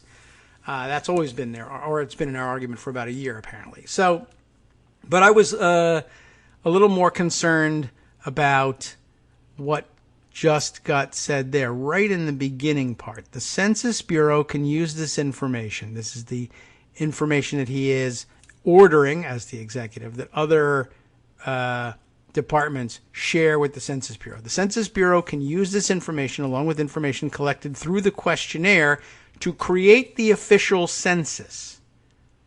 Can I just stop you on that one? To create the official census. I'm thinking here what they're doing is they're just going to redefine census. Now, they wanted to use the census. They wanted to use this question not only to intimidate people, but to then be able to point to data that's probably inaccurate given the intimidation that was going on, and say the ultimate goal here is to use the census to drive reapportionment and redistricting such that it is based on, rather than allocating representation on the total number of residents, the total population in each state and total population in each district, and see that it is done instead based on the number of citizens. And there are other observers who say that elsewhere in his remarks he uses very specific terms of art, which, as I recall, was citizen, the eligible voting population and the citizen eligible voting population, or something to that effect. I don't know whether it's in this clip or not. That people who were writing about it were claiming is a legal term of art that's used elsewhere that would arguably mean that that step one would be we'll no longer allocate congressional seats and draw district lines within the states based on total population, but rather on the eligible voting population, so that essentially you could draw districts based on, the eligible voting population is a lot whiter and a lot more conservative than the total population. And that was always apparently, supposedly, the idea. Now they want to be able to draw the districts that way and to apportion congressional seats that way, and that could be extraordinarily distorting. But in addition, I guess the other people worrying about the eligible voting population being the term used, remember that will exclude a great many citizens as well. There are a lot of states where convicted felons don't have the right to vote and wouldn't, I guess, be considered as numbering among the eligible voter population. So they're just discounted right off the bat. Plus, of course, they don't get to vote. That's all bad news across the board. But I was more focused on this redefining of what the census is. Are you allowed to use data other than the total population to draw these districts? Apparently, there's some court cases out there that allege through a rather convoluted process that it is possible. I don't know whether you can reapportion based on it, but the states are free to do their districting, not any way they please, but with a lot more flexibility.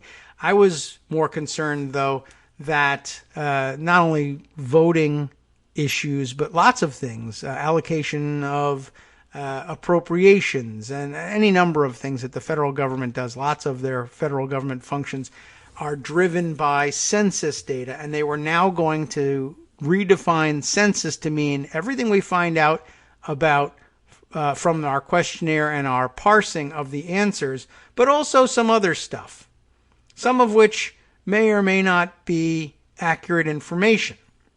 In other words, the play appears to be to make up, maybe, their own possibly unverified, possibly unverifiable information and posit it as a guess as to how many quote-unquote citizens, whatever that might even mean, there are and where they live, and we'll just declare that to be part of the census. The questionnaire is the official census, but and there's lots of, we've been worrying all along about, well, he can't delay the census because unconstitutional, because it says it has to be decennial, right? Every 10 years it has to be taken. It's a constitutional mandate, et cetera, et cetera.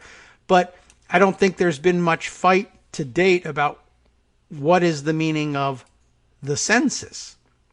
But what a way of putting it here, right? We're going to get this information from other departments, but I mean, do you know where the information came from? Do you know if it was accurately collected? Do you know, again, show me the paperwork. Why does the Department of, Agriculture think it has accurate information on the number of citizens and non-citizens?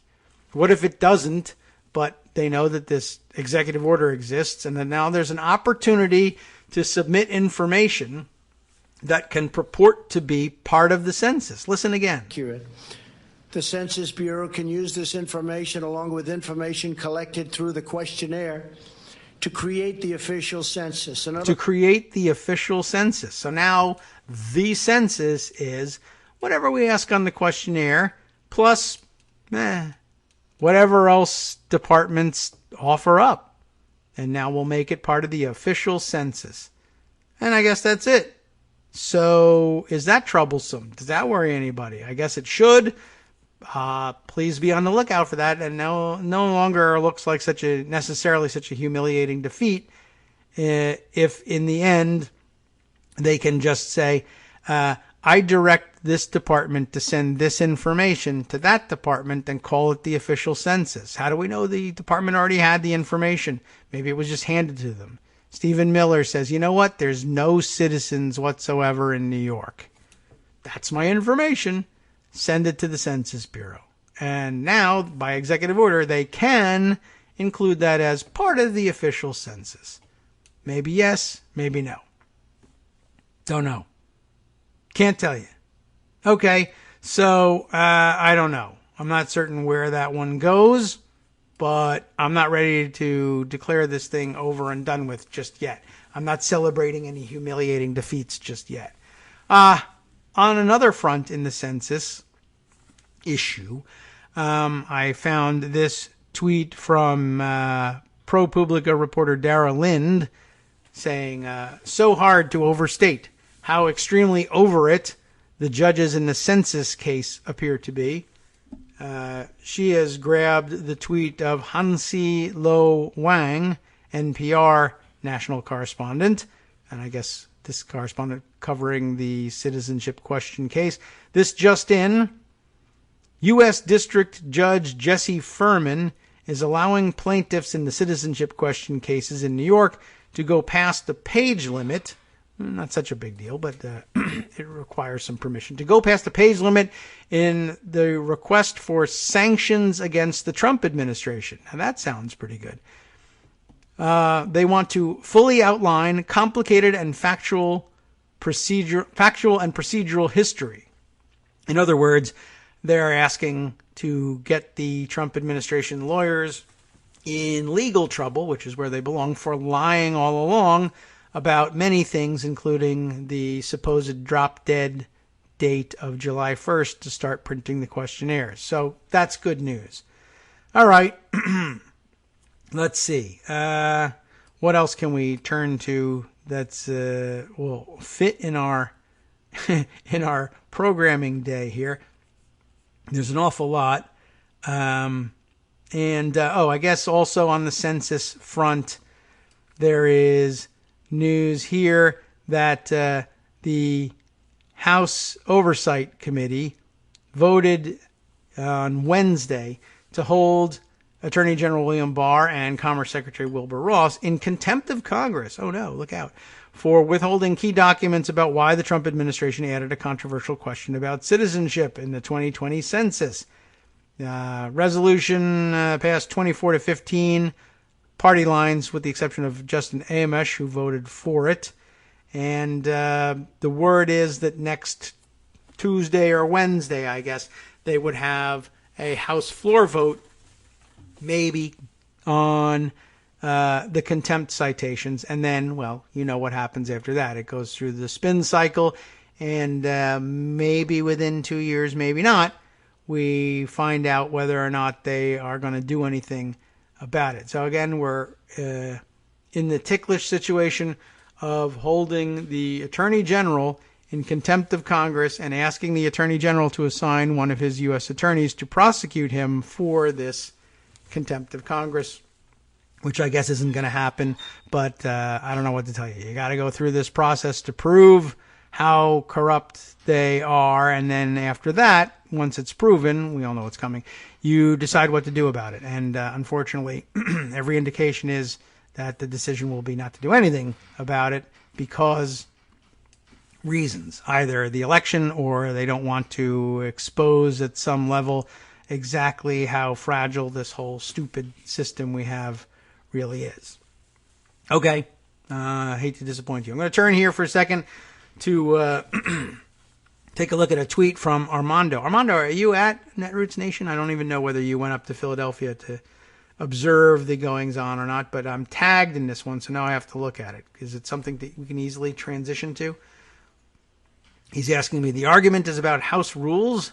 This doesn't make sense, and copies me this a tweet from Zoe Tillman, a reporter for BuzzFeed News, who says, Judge Tatel asks whether there's a clear statement in House rules regarding the committee's power to issue this subpoena. Isn't that resolved? Okay. We must be talking about, is this the live coverage of the, which subpoena is this? I think there's two cases going on here at the same time. And one I had opened from TPM, I think, although I guess it's, let's see, they're live blogging the appeals court arguments on the House subpoena for Trump finances. So I guess it's the same one here. Oral arguments in the case started at 9:30. It was Trump arguing to block a congressional subpoena for his financial records, the Mazars case. Trump took the unprecedented step of hiring personal attorneys to sue to block his longtime accounting firm, Mazars, from complying with the subpoena from Oversight, the Oversight Committee, for years of his financial records. A D.C. federal judge upheld the subpoena. The president appealed the decision. It's a battle expected to reach the Supreme Court, surprisingly enough. And let's see, conservative movement attorney William Consovoy will be representing Trump. House General Counsel Douglas Leder will be arguing for the Oversight Committee. They'll be live blogging it, apparently, though I don't know where and whether we're going to be able to follow it. But I think that's where this question arises. So Zoe Tillman, who I guess is also on hand, says, let's see, returning now to the summer of subpoenas, which she claims she trademarks in that tongue-in-cheek way that we all do on Twitter. The D.C. Circuit will hear this argument at 9:30, and she begins her thread an hour ago. Arguments getting started. Let's see. The judges are Tatel, Millett, and Rao. I don't know if I've got their names pronounced correctly, but Tatel's name I've heard before, just never, or seen before, never heard pronounced. So let's see. Consovoy is up first. He begins by arguing that the House rules don't give the committee power to subpoena the president personally for financial records. And if there are constitutional doubts, the power should be construed narrowly. Tatel starts by unpacking Consovoy's arguments about the committee lacking power to issue the subpoena. He says he thinks cases cited by Consovoy are different from this one, where they dealt with issues like subjecting the presidents to the same standards as agency review and the right to sue the president. And this is the one Tatel's question as related by Zoe Tillman that Armando's talking about. Tatel asks whether there's a clear statement in House rules regarding the committee's power to issue this subpoena. Isn't that resolved by its jurisdiction over the Ethics in Government Act? Consovoy says no, there has to be a clear statement about committee jurisdiction in the rules. And it was Armando asking, does that make any sense? And it's not utter nonsense right off the bat, I guess. Let's see if... Well, let's see. Well, I think I'll, at this point, follow Zoe Tillman's account of things. Regarding the constitutional avoidance issue, Rao notes that Trump isn't asserting executive privilege or immunity, so what's the constitutional interest of the president? Consovoy says the big one is whether Congress has a legitimate legislative purpose in the subpoena, and they argue that they don't. Millett asks how a subpoena to the accounting firm to produce documents in its possession would impede on Trump's abilities to execute duties as president. Consovoy says the president still has a duty to deal with issues coming out of that production. Minor inconvenience at best. If the office of the president is implicated, why isn't DOJ here defending that? Rao asks. Millett notes DOJ was there for Clinton versus Jones. So Consovoy says he couldn't speak for them, but because the subpoena went to Trump's accounting firm, it made sense to bring in personal counsel. Tatel asks about the fourth reason Cummings gave for the subpoena, to see if Trump accurately reported finances. Why isn't that legit? He asks. Consovoy says it's law enforcement looking for illegality. Tatel replies, isn't that what Congress seeks to do in amending legislation? It goes on for some time. I don't think we can read all the way through it, but it sounds like an intriguing exchange here and a little bit of reaching by Consovoy. I doubt very much whether they're ever going to find any, and maybe this is why he raises the argument, that they're ever going to find any explicit authorization in the House rules to subpoena the financial managers of the president's personal business and portfolio.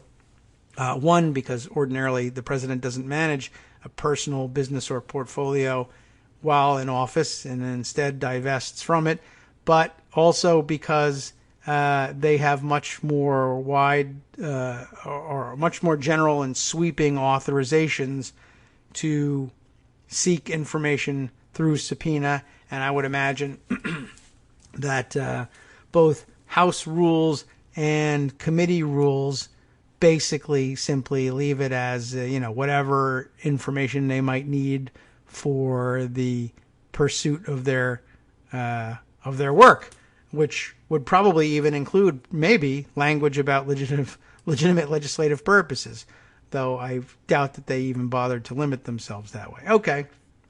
Well, interesting to note that is going on. We'll probably have to wait until next week for a better and closer examination of what happened there and why, and whether or not they have any hope of prevailing in that. All right, let's see. Karen, by the way, asking the question regarding the census question. Does anyone else feel like Barr and Trump's goals yesterday was to humiliate Wilbur Ross?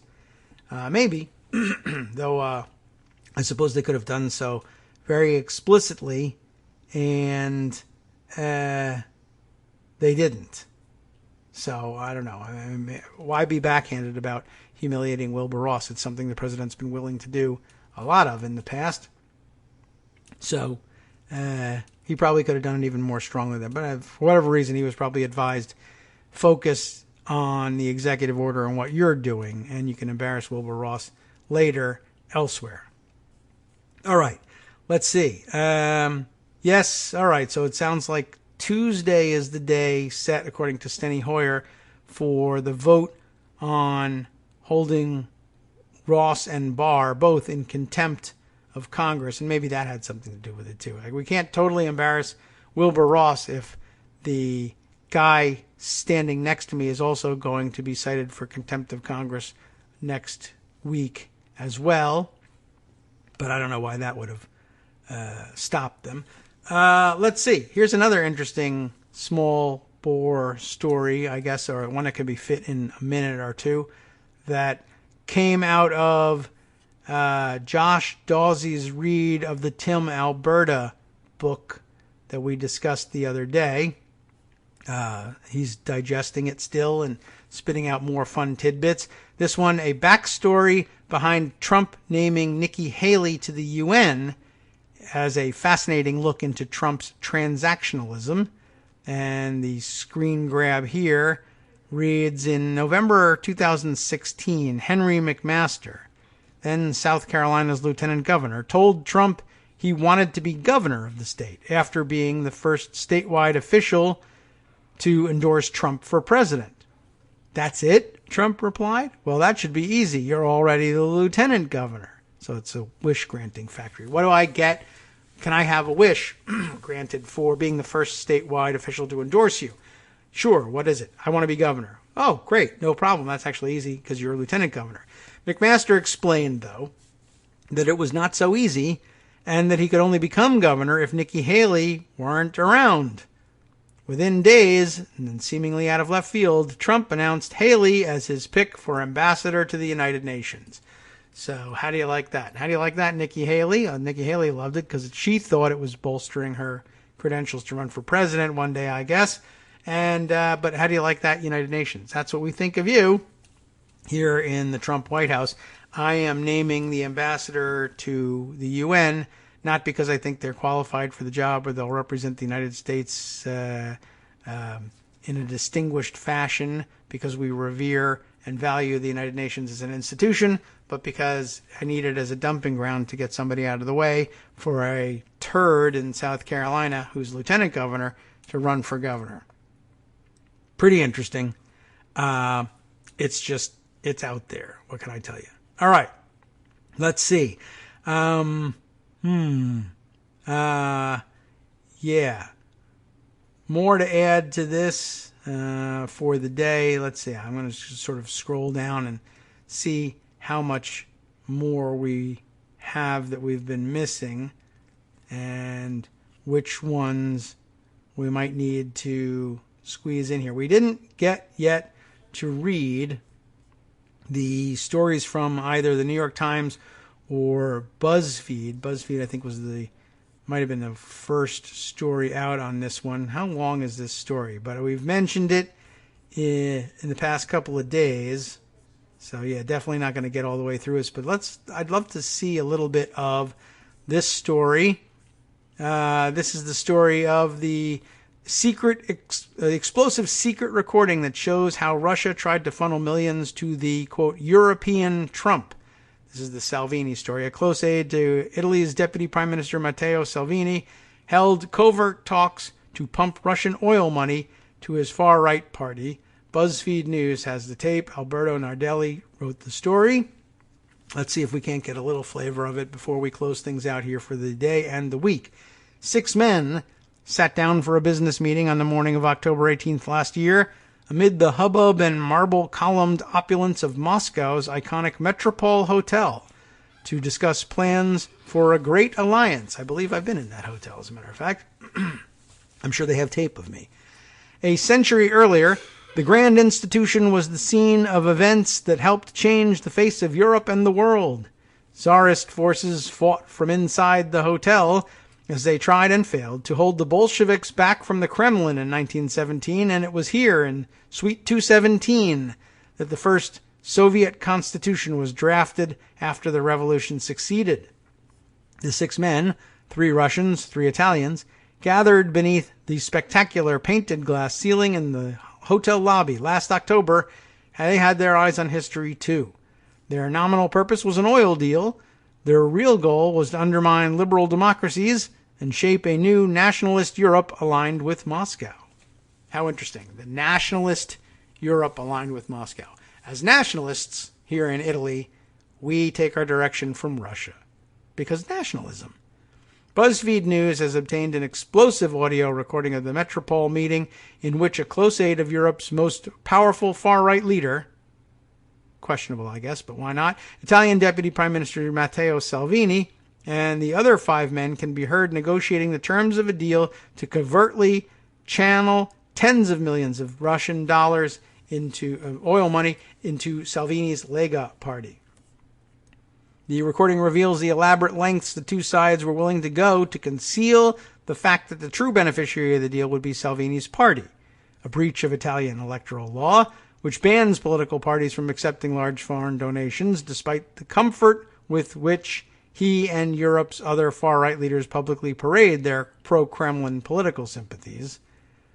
We want to change Europe, said longtime Salvini aide Gianluca Savoini, who dined alongside Vladimir Putin at a government banquet to celebrate the Russian president's visit to Rome last week. A new Europe has to be close to Russia as before because we want to have our sovereignty. He continued over the clinking of coffee cups and the buzz of conversation around the lobby. Again, saving Italian sovereignty by subsuming it to Russians.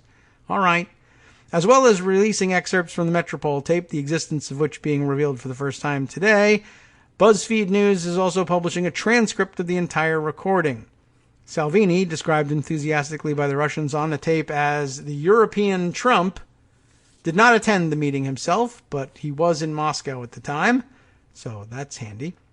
The previous day, he gave a speech in which he denounced sanctions against Russia, believe it or not, as economic, social, and cultural folly before reportedly meeting with the Russian Deputy Prime Minister Dmitry Kozak and a powerful member of Putin's United Russia party named Vladimir Pligin. So, all very interesting, all setting the stage for pretty much exactly what you suspected has happened, or we've seen happen not only in the United States, but with the Le Pen's party in France, though that one didn't come to fruition.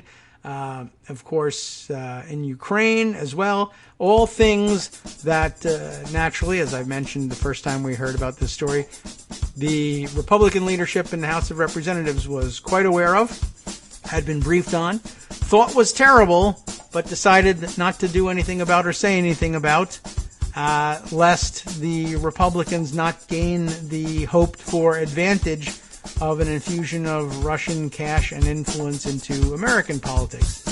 Too bad about that one. Anyway, just wanted to get part of that story on the record and get a sense for what was going on. I think probably really didn't get a sense for exactly what was going on, but I don't know. I wanted to point you to the article. You can read it, and we can take a look through the transcript. We'll be back next week, of course. Those of you in Philadelphia, enjoy the rest of the weekend at Netroots Nation. Evangelize, if you will, and so that more of you can be around for the resumption of our discussions on Monday. Now, though, time to hand things over to Justice Putnam for the West Coast Cookbook and Speakeasy with the following items. Let's see. After losing on the census citizenship question and with reports of new ICE raids coming across the country, Trump is returning to his message of fear. Trump forced to admit China isn't buying the tons of U.S. farm products he promised. And let's see what else I can fit in for you after this. From Daily Kos Radio on netrootsradio.com. You have been listening to the Kagro in the Morning Show with David Waldman. Well, related to that Italian-Russian story, the White House officials refused to say whether Trump has even ever been briefed on election security. Internationally, the UN Human Rights Council voted to investigate Philippine drug war deaths, and Indian police in New Delhi raided the offices and homes of 2 top human rights lawyers. Bad news coming next.